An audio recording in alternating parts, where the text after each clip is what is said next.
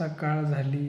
मला मला समजत नाही की हे कोणते लोक आहेत आई घाली की जे बोलतात ना की सकाळी उठत जावा खूप फ्रेश वाटते. अरे लवडा फ्रेश वाटते बहिणचोद. सकाळी उठलं तर एवढा मूड खराब होतो ना, दिवसभर डोक्याची आई झोपलेली असते. सारख्या म्हणजे जांभळ्या येतील, झोप लागेल, म्हणजे चिडचिड होईल मनाची.